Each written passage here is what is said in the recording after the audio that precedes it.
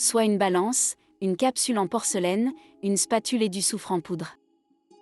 Comme il n'y a rien sur le plateau de la balance, cette dernière affiche une valeur de 0. Si on dépose la capsule en porcelaine sur le plateau de la balance, cette dernière affiche une valeur de 0,04388 kg, soit 43,88 g.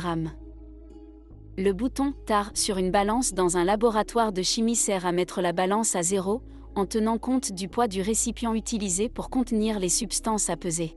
On doit peser environ exactement 3 g de soufre. Ce terme est spécifique au vocabulaire du chimiste. Environ exactement, ça veut dire que l'on veut peser environ 3 g, mais on note exactement la masse que l'on a prise.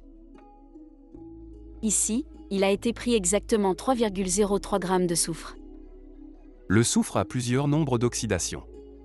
Plus 2, moins 2, plus 4 ou encore plus 6. Mais ici, sous forme de poudre, le nombre d'oxydation est égal à 0.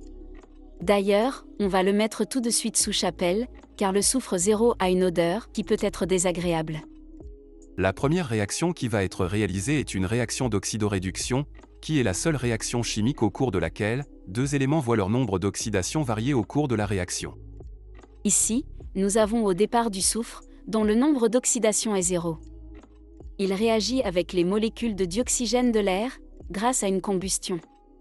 L'atome d'oxygène de la molécule a également un nombre d'oxydation de 0. Au cours de la réaction, les atomes voient leur nombre d'oxydation varier. L'oxygène passe de 0 à moins 2.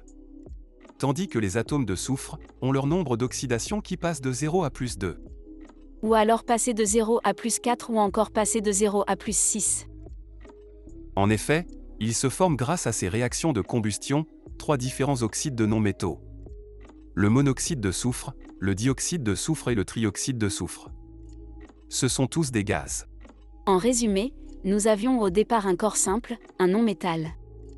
Ce non-métal a réagi avec le dioxygène de l'air à travers une réaction de combustion, pour former les oxydes de non-métaux correspondants.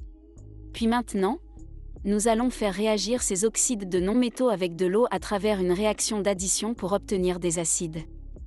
Considérons maintenant, et par souci de simplification, que l'on synthétise à travers cette réaction de combustion, uniquement du trioxyde de soufre sous forme de gaz. Nous faisons alors réagir ce gaz avec de l'eau. Cette eau imbibe un papier pH. L'eau et le gaz réagissent à travers une réaction d'addition pour former un acide. C'est de l'acide sulfurique qu'il y a sur le papier. Ici, le nombre d'oxydation de tous les éléments ne varie jamais au cours de cette réaction d'addition.